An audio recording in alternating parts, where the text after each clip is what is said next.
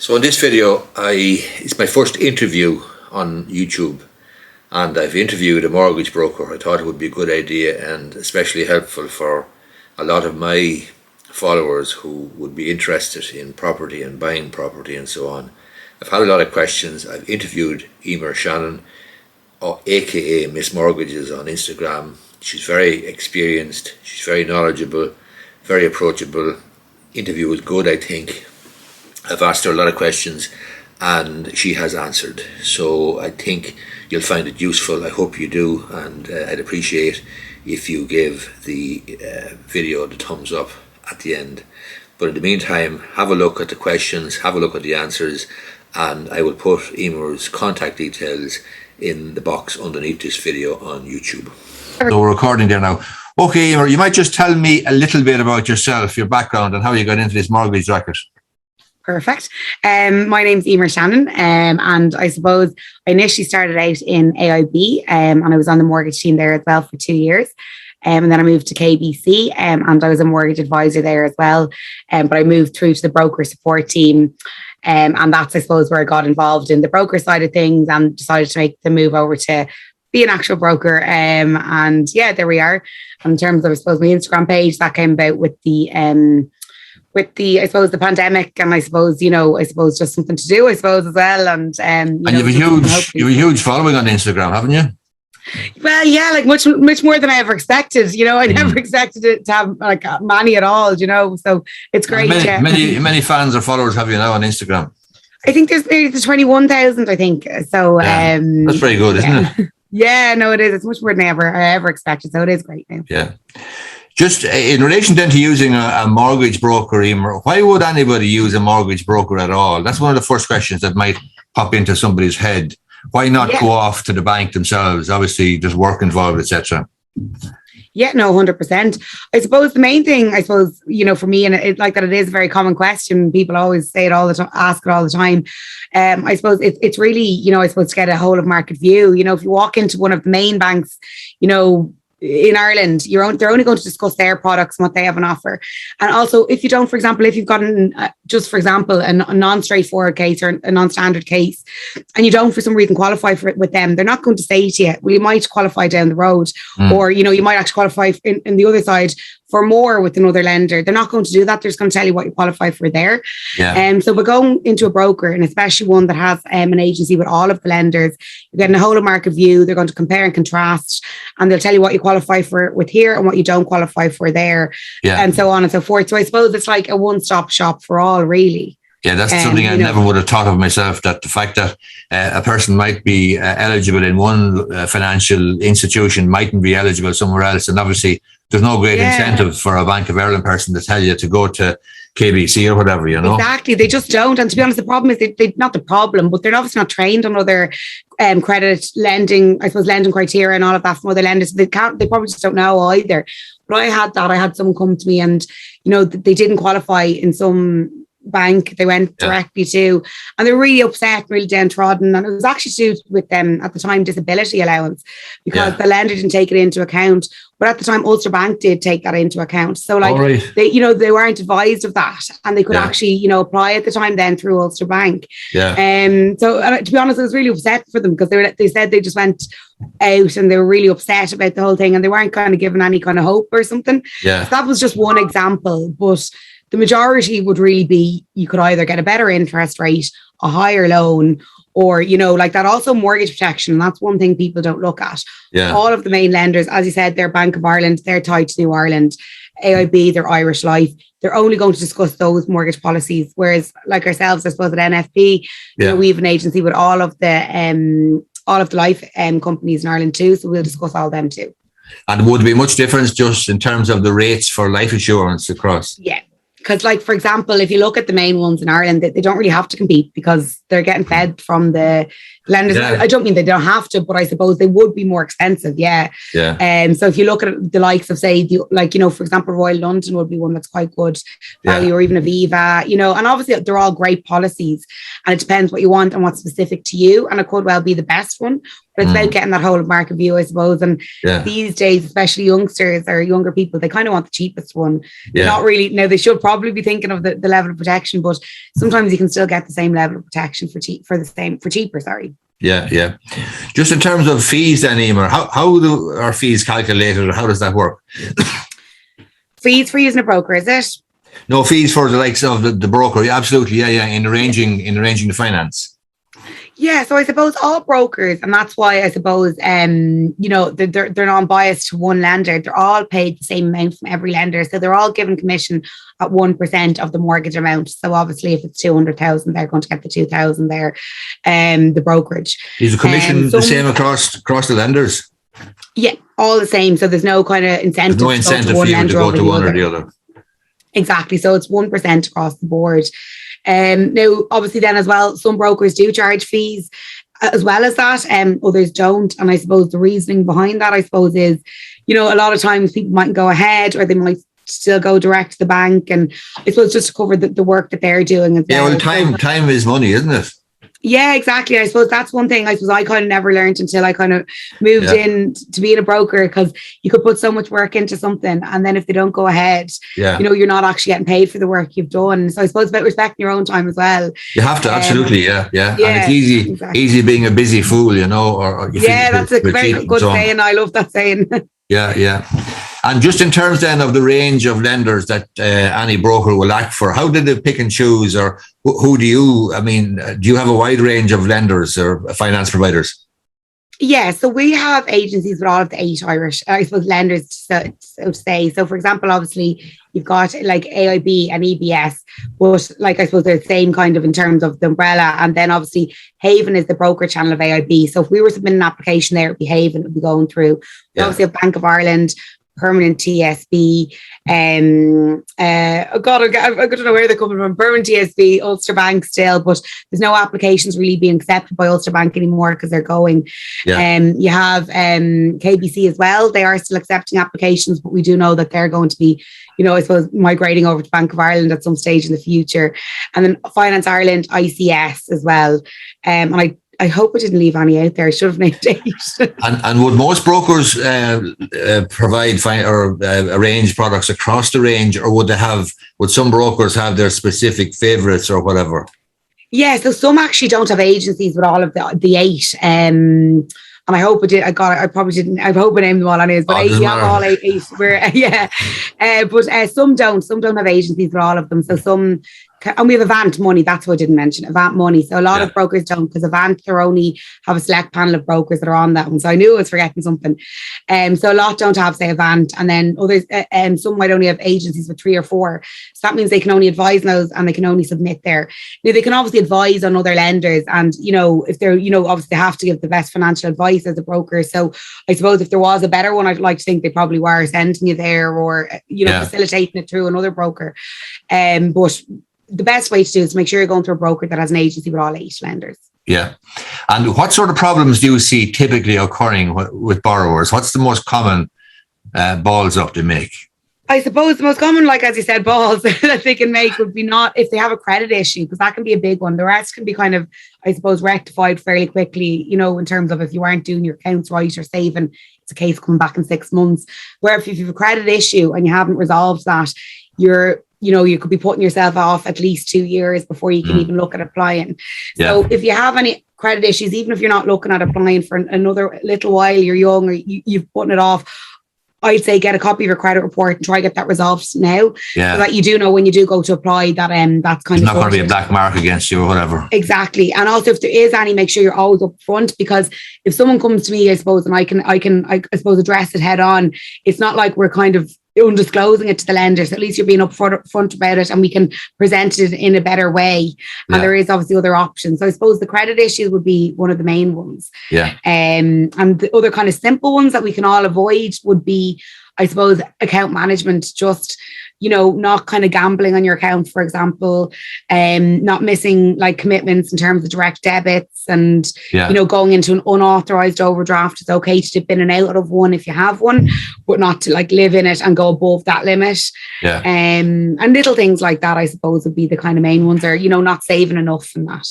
And if there was one piece of advice then you'd tell somebody in order to get ready to apply or make an application, what would the one piece be?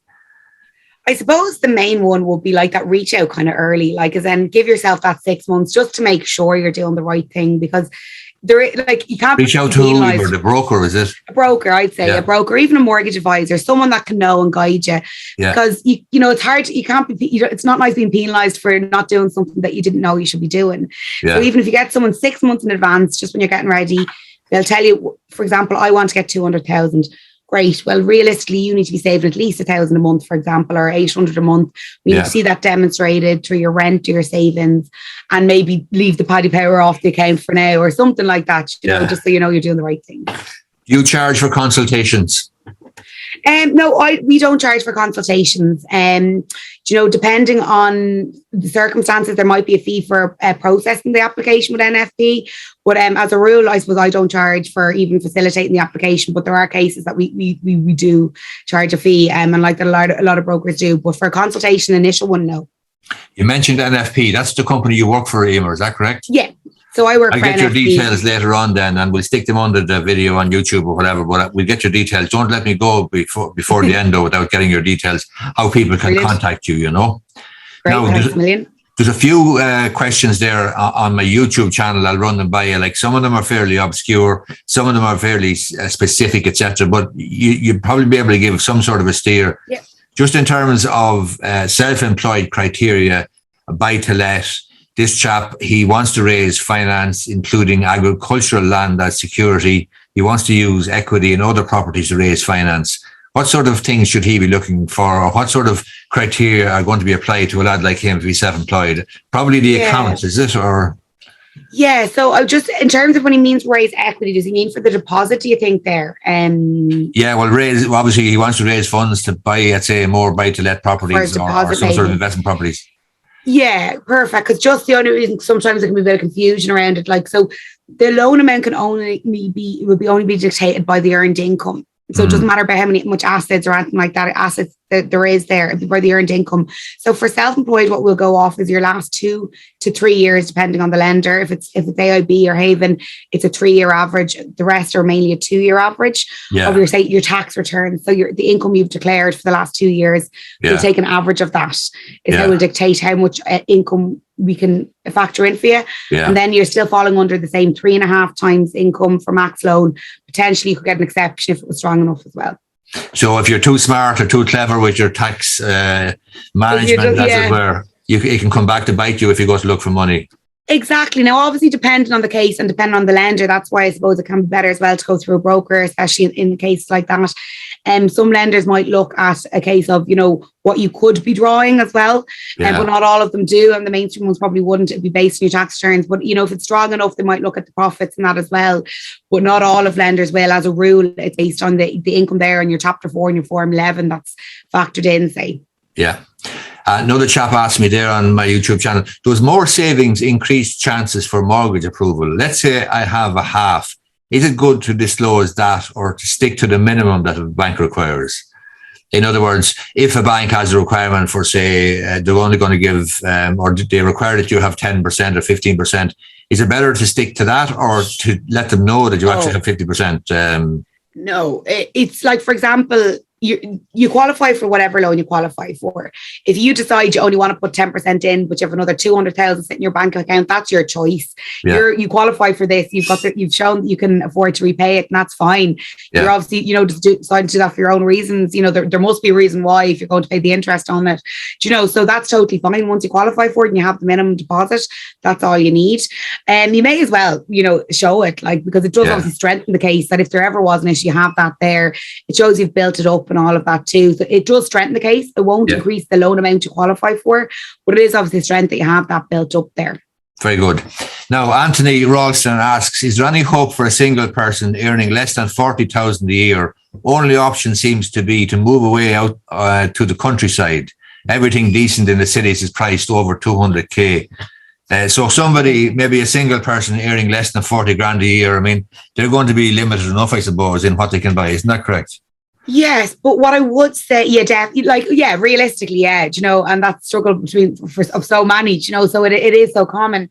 What I would say there is, if you're talking about, did you say 200,000?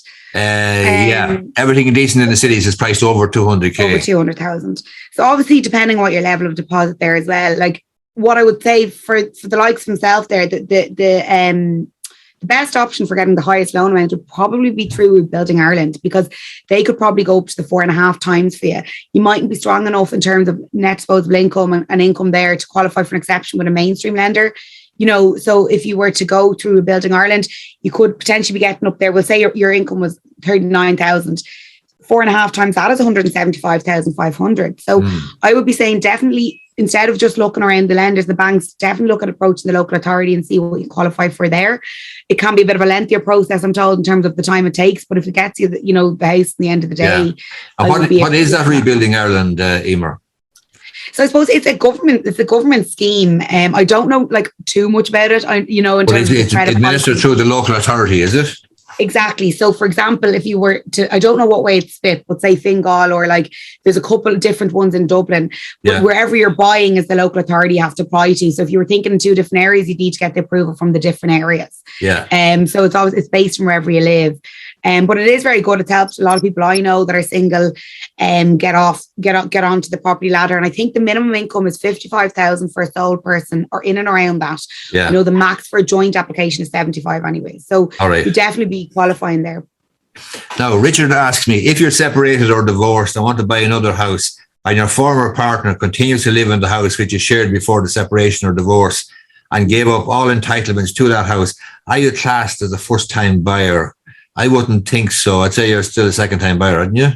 Yeah, you're right, because you've still bought a house before. This is just for anyone that has never purchased a house. The only way that you won't be considered, that you will still be considered a first-time buyer, is if you were gifted or inherited a property that you never actually bought it. In terms of in the central bank's rules, because you've never actually purchased one. But the fact that you were there, you bought one before, you wouldn't, unfortunately. Now, you may qualify for an LTV exception. The only real benefit there for yourself would be, drawback is that you need a 20% deposit. You would probably qualify maybe for an LTV exception to get a 10% deposit, which would be the same. So, if you have a strong case there, you might qualify for that, and they're easier to get than the LTI exceptions. Yeah. Another chap there, Kieran Kennedy, says to me, I heard a rumour a mortgage lender, Moco, will be offering rates of 1.75% for less than 60% loan to value mortgages early in the new year. Did you hear anything about that, Eimear? No? I'd be lying if I said I did know much about that now. I suppose I'll probably hear it when it comes out, but I haven't heard too much about that, no. I think it'll be hard to beat the 1.95. And if you read the news today, the way they're talking about inflation and everything, it looks like interest rates might be on the way up. I don't know. It's hard to know. When they're talking about, with the ECB and all of that, who knows what way interest rates will go. So I don't know. Have you heard, Eimear, anything about Revolut entering the mortgage market in a couple of years, no? I did hear a bit about Revolut. I don't know how it would work. Applying for everything online and all of that. But isn't that other crowd, what they call them, is Vantage Money something similar to that? Aren't they all online or something? They don't have a physical presence. Who's this now? Is it Vantage, or what they call them? Avant, is it? Or Avant, yeah. No, Avant, I suppose they're broker only at the moment, but there would be obviously you can call up and the support team and all of that.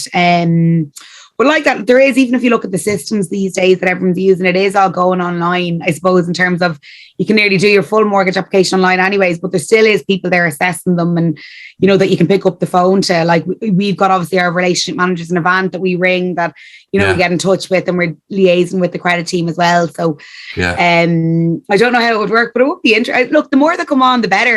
Absolutely, more competition, the better. For any of it. Yeah. Paul O'Donovan then says, I earn 50k mortgage of 165,000, house valued at 350 to 400,000.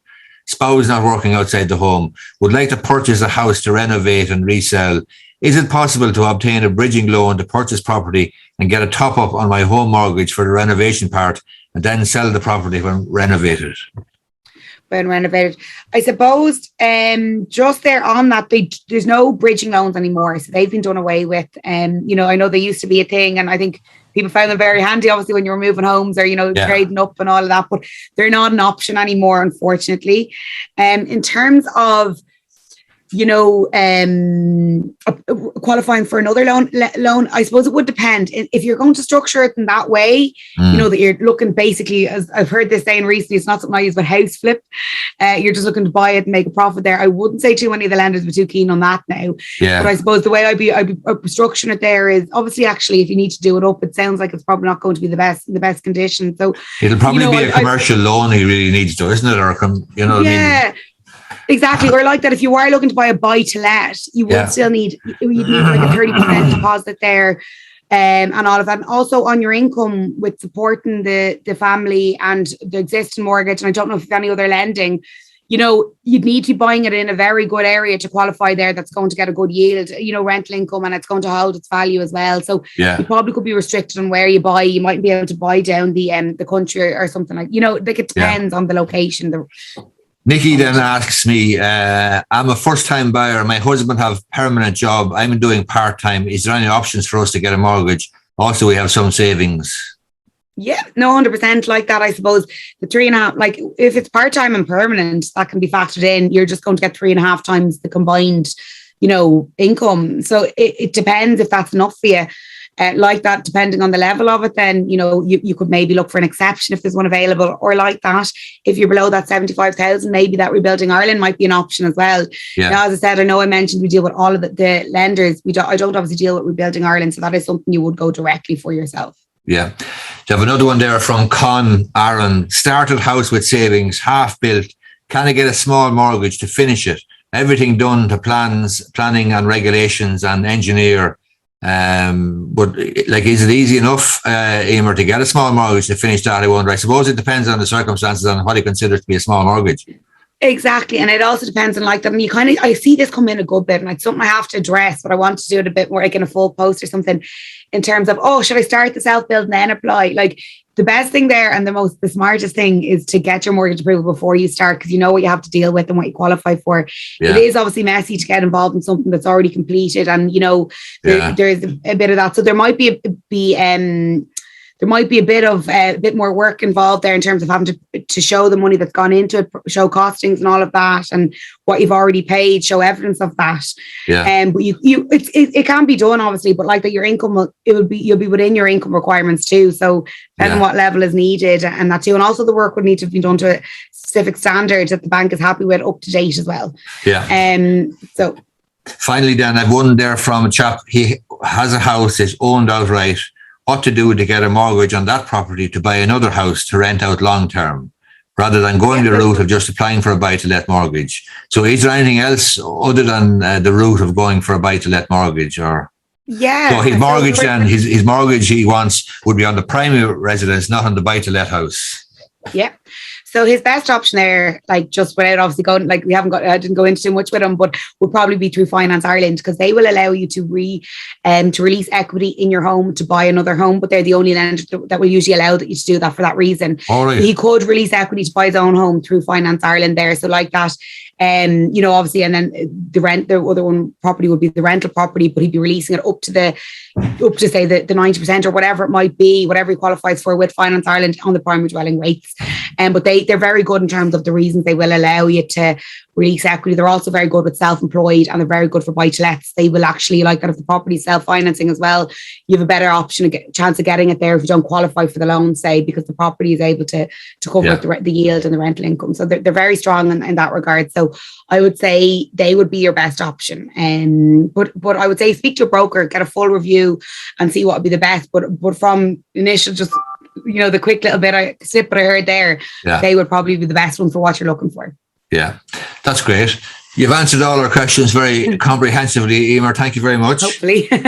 Great. Not at all. Thanks so much. What's the best way, though, for people to contact you then if they have any, if they want to contact you? Yeah, well, I suppose I don't know if people have Instagram. So I've got an Instagram page. So that's obviously, a good way to get in contact. Also, there's my email or my phone number, whatever suits. I think these days we're all very easily accessible. Exactly. Once you put it together, probably too much so at times, isn't it? Definitely, like there so many different modes of contact going on. Yeah. But yeah, so I suppose whatever suits them, we're fairly flexible. That's great. If you send on details to me, Eimear, I'll stick them in the box underneath in the YouTube video or whatever, and people can contact you direct then if they want, or go to your website or whatever. Yeah, no, that's absolutely brilliant, and thanks so much for having me on, Terry. Really appreciate it. Thanks. Great to have you on, Eimear. Thanks for your help. Yeah, not at all. Thanks very much. Cheers. Good stuff. All right, and I'll share the video with you then when we get it done. I'll do a little edit on it, and I'll do an introduction to that. But it's a good one, I hope, and I think people will find it genuinely useful. Especially anybody looking for a mortgage. So good stuff. Yeah, 100%. And there were some great questions that came in there as well. They covered loads of different things. That was great. All right, Eimear. Thanks a lot. Cheers. Thanks. Bye. Bye, Terry. Bye. Bye.